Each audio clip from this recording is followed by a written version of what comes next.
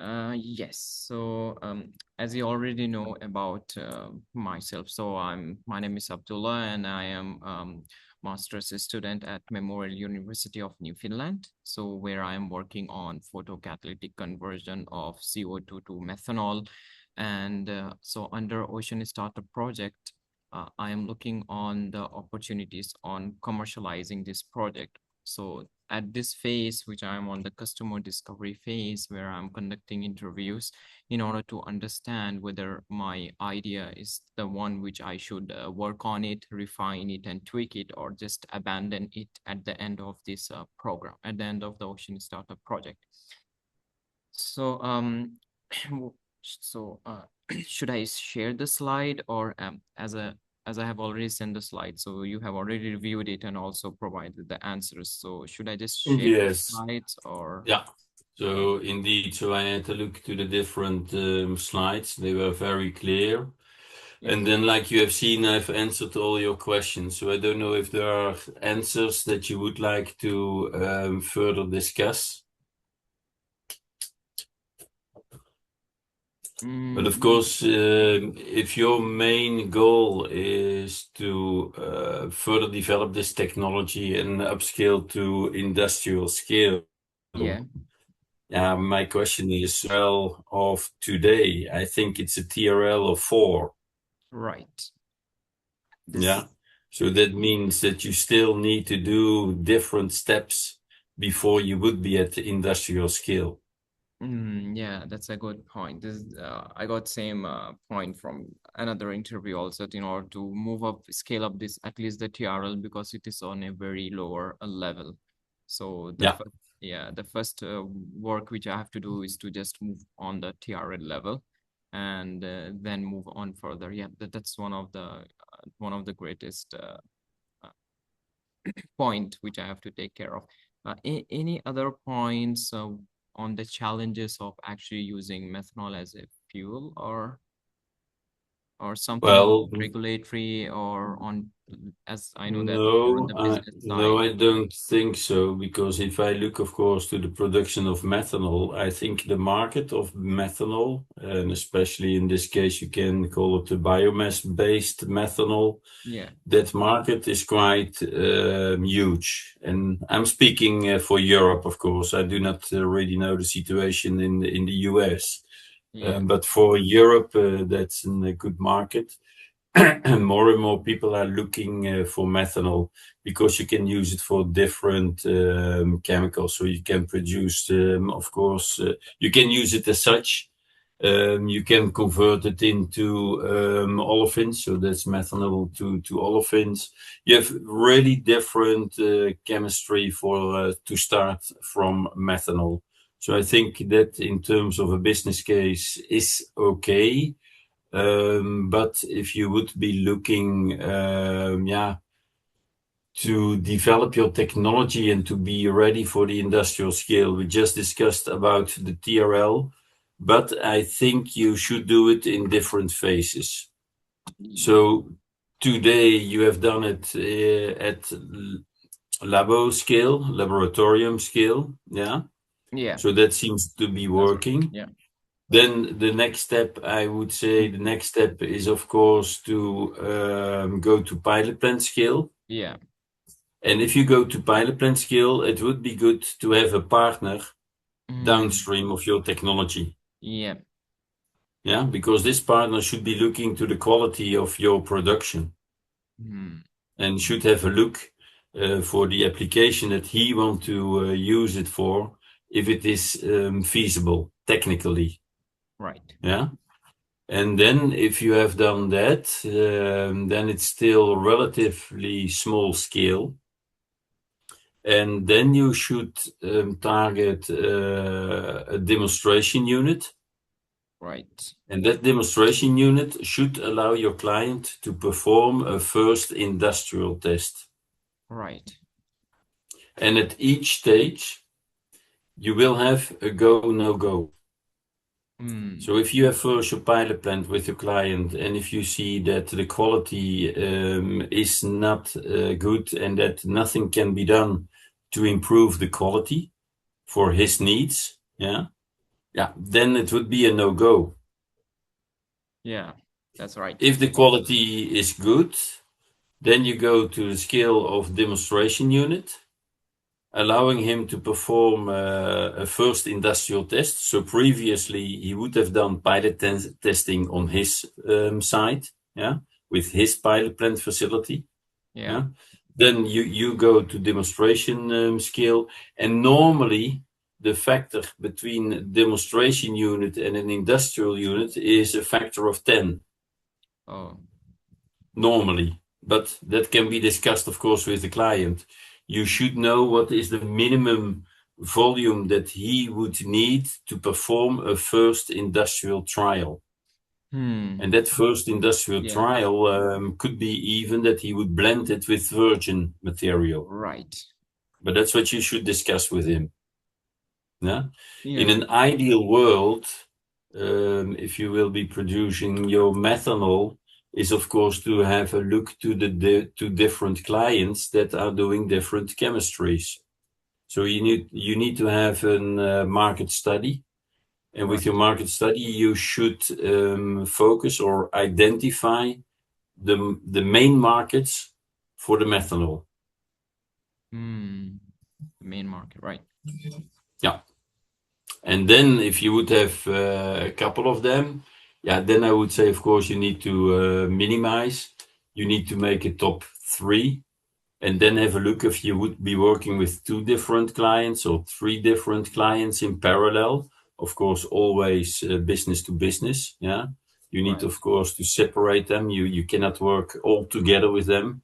So Yes. this is really business to business, Yeah, that's right. putting in place a secrecy agreement and that kind of stuff. Mm, And then within that phase project approach, each time you should have the technical and economical assessment. Today, your economical assessment, yeah, you have your data from the lab scale pilot, the lab scale development. Of course, you are still missing a lot in terms of the OpEx, the right. operation expenses. Yeah. Uh, And each time when you go up in the upscaling, you will have more and more yeah. information and details. And that Yeah. means that each time your economical assessment will become better and better and more precise.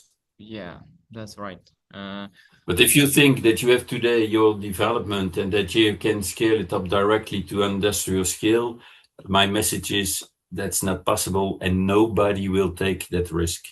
Yeah, that's right. That's a very good insight and amazing one. Like a good advice. So like the pathway which you just explained me about and how to do this. Um, there is an European company which actually is working on a similar project. So White Lotus Energies. So even they have just reached on the development of the catalyst for now. So it has been like 2 years. So I will have also a meeting with them, and that would give more insights also. And your insights were very amazing one. So one part also deals with developing the market segments or identifying the market segments and integrating with the results, which integrating with the report which I prepare in the end. So uh, so you just explained me like how to approach those market Yeah. segments, realize that market segments, and developing the prototype, as you mentioned. This was also a problem raised. So since this is like my thesis project, so it just ends in December, but going on the pilot scale would actually require more and more of funding requirements in order to Yeah. develop the pilot deployment of the project. Yeah. Mhm. Yeah, and then of course for the funding, you should be looking which funding. Normally, and I'm addressing myself again to Europe. Depending on the TRL level, you could get funding of 100%, with one exception, and I will come back to that one. Or you can have typically funding of 65%, and this Yeah. is done at European level. So that's called Horizon projects.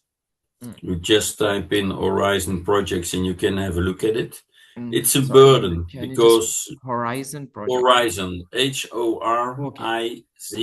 Horizon. Okay. Yeah. It's not easy because if you look at it, you have to work with a lot of different parties. You need university, you need R&D center, you need companies, and you need several European countries. Yeah. So Right. that's not an easy one, but you do have the RIA. The R is standing for research. The IA, it's not intellectual, Yeah. artificial intellectual. That's not the case. S- But look to Horizon RIA, and then you can go up to a TRL level of 6. By heart, I think you need to have 3 different parties, 2 different countries, Okay. and the funding is 100%. So if you would be building a pilot plant, you will get funding of 100%, but not for your entire investment. Mm, This is on the depreciation period. right. So typically, if you look to the depreciation period of a pilot plant, it's 10 years. Mm, And if your project is a funded project of 3 years, you will only get your 100% funding of the depreciation of 3 years and not the entire 10. See what I mean? hmm. But it also means that in an ideal world, you should already have your pilot plant in the beginning. Because if you start a project and then you start building a pilot plant, and that would take about 1 year or even more, Right. yeah, that is taken away from the 3 years of 100% funding on your investment. Right. See what I mean? Yeah. So, yeah, I think what you should Right. be looking at in the next stage is looking to a partner and then try to further develop your technology with that partner and look to the conditions. Yeah. And then, of course, if you would have a partner, you can discuss with him and negotiate a kind of a contract, meaning that you would not give him, of course, 100% of the technology. I'm looking for the word. We'll come back in a minute, I think. But you will have a kind of an option that you give him advantages. Yeah. For instance, that he can operate his unit for the first 3 years before you would be selling licenses to other companies, that Yeah. kind of stuff. Yeah. Mm. So still a lot of work to do. But I Yeah. think, yes, of course, your development at this stage seems to be promising, but you will get more troubles when you will be working at a bigger scale and when you will be working with the real feedstocks. Yes. That's a right point. And uh Yeah. yeah, moving on the pilot scale. So the example we just said about RIA and Horizon, they are more like in the region. They are supporting those countries which are in European countries, right? Right. But I think you can have also countries outside of Europe, but I don't know the details. Yeah, But it's all on the internet. yeah, I look for some certain opportunities here also from one of the conference. What I found is the government is more towards supporting the research phase, but when you move on to the pilot scale deployment, that's quite a competitive Then you have one. the Innovation Fund of Europe. And the Innovation Fund, they will give you 65% of funding for your demonstration unit Yeah, or for your industrial unit, but only a chance of about 10% to get the funding. And you need an external company to help you to issue the entire file all right. because that's not easy. And for the entire file, you also need your LCA study. Mm, right.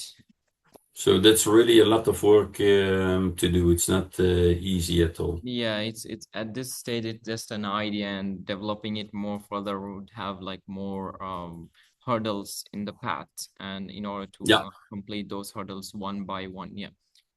it's like slow process where you donate your time Yeah. for each and every part.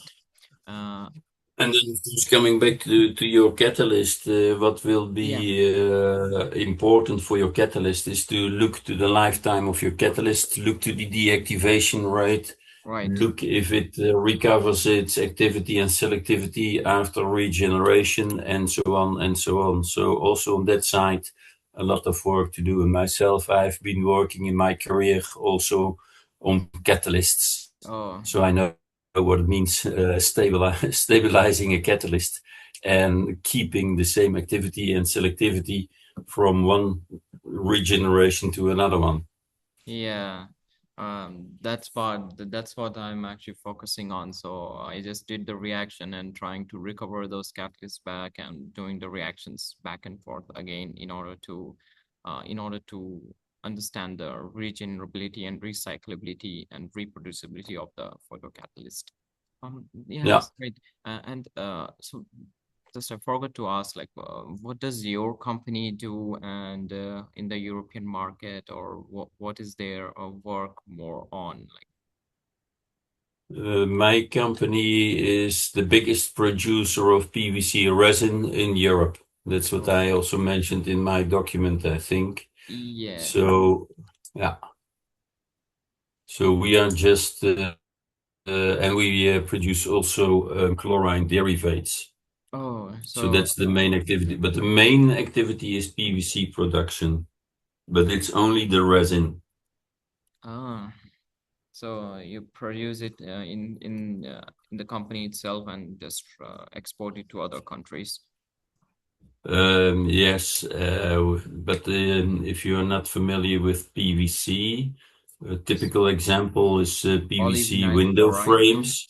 Yeah, with PVC window frames that's Okay. containing 70% of PVC resin and Oh, 30% of additives. PVC mm, flooring, it's yeah, containing 30% of PVC resin and 70% of additives. right. So PVC polymer or PVC resin, like we call it, as such, you cannot convert it into a material. Yeah, If you look to polyethylene, polypropylene, you can directly make an end product. With yeah. PVC, that's not feasible. Mm, But the advantage of PVC is that it is picking up a lot of additives, and then you have the sustainable end articles. But yeah. you need a lot of additives.